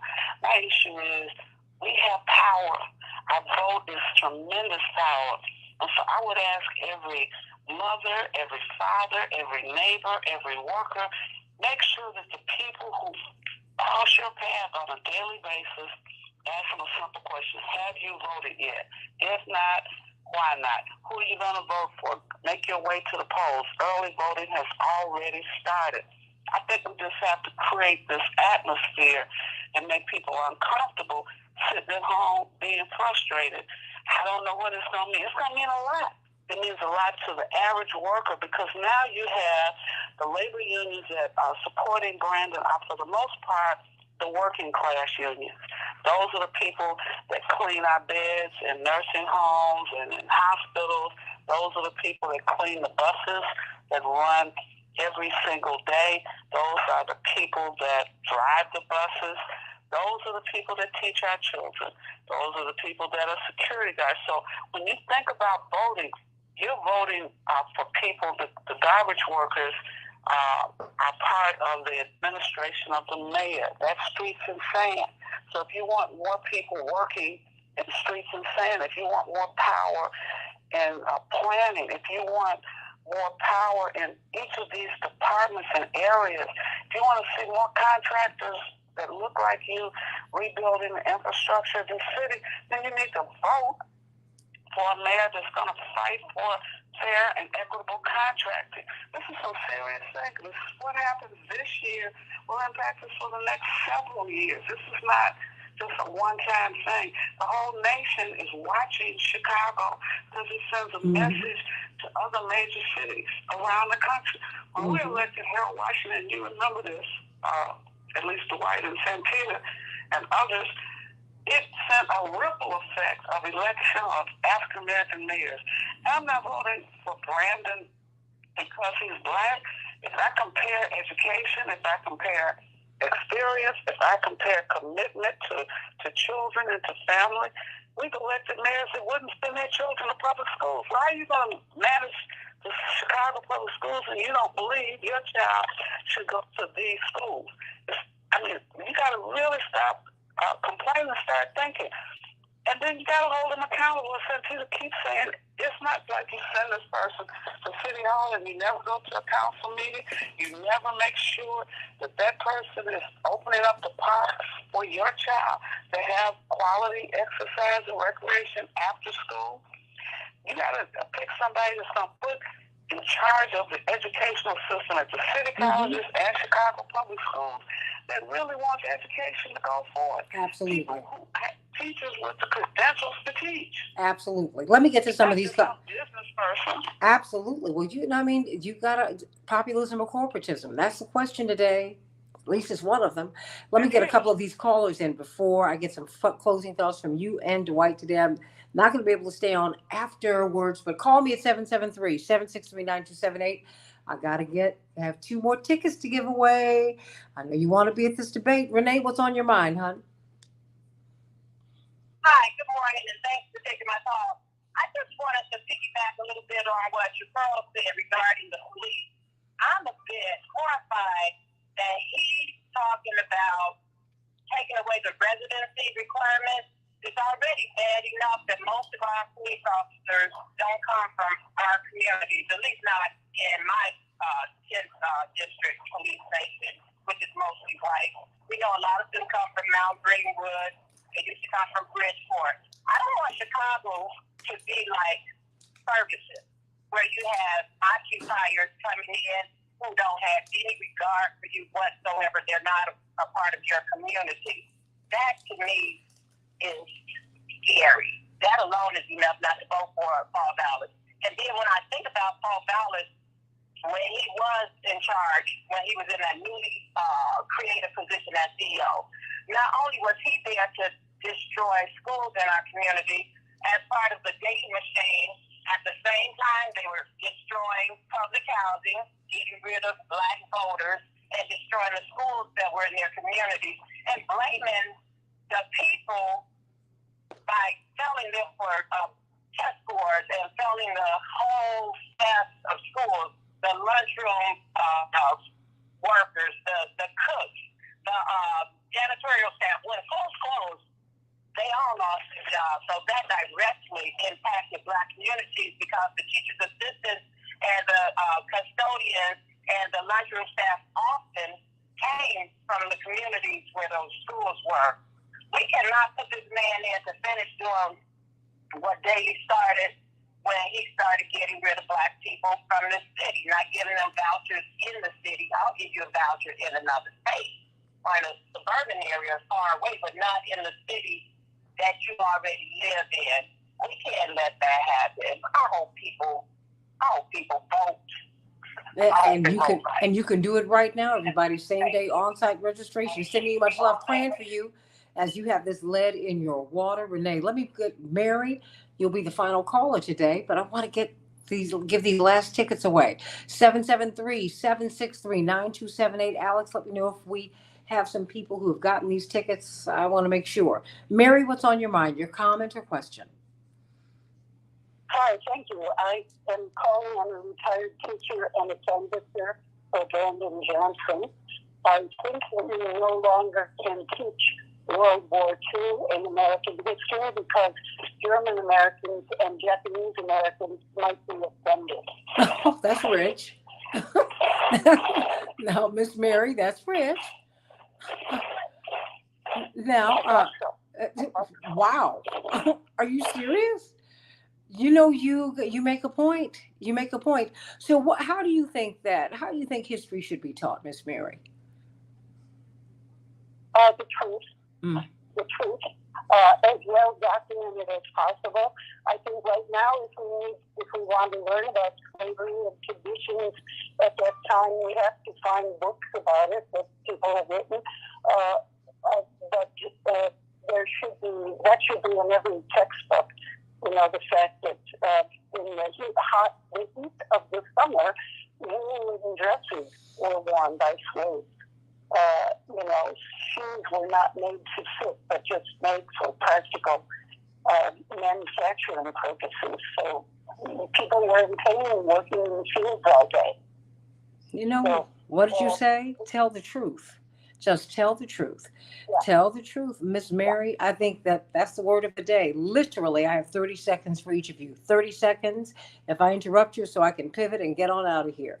Reverend Jeanette Wilson. Vote early, vote now. Vote for the candidate of your choice. So we have to have above 40% in all black wards. So let's push and talk to our neighbors, tell our friends, tell our coworkers.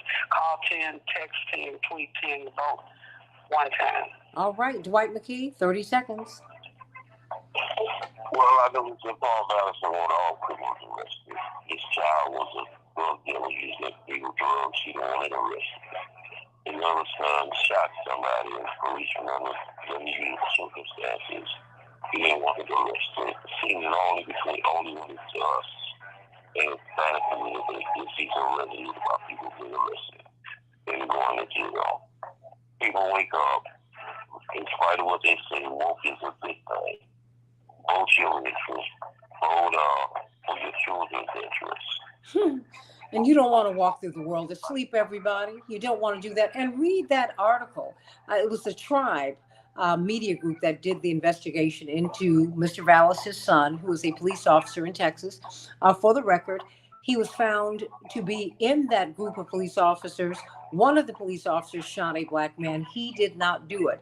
They said that they absolved him of any responsibility for the shooting, but he was part of the group that included a police officer who did chase down this black man and shoot him. So it's something to think about. But you make some great points, everybody. I love you. I'll see you on Keep Hope Alive and speak with you on Keep Hope Alive on Sunday with Reverend Jesse Jackson. We're going to be talking about this election. Vote, vote, vote, vote, vote. Same day, on-site registration. You can do it. You can do it. You can do it. We want fairness. That's all we want on the 5th floor. We want everybody to be included. Everybody in, nobody out. Make it fair. Make it fair. Make it fair. God bless you, everybody. I love you. See you on Monday. See you on Sunday, then Monday. All right. I love you all. I'm running out of here. Got to go catch a plane.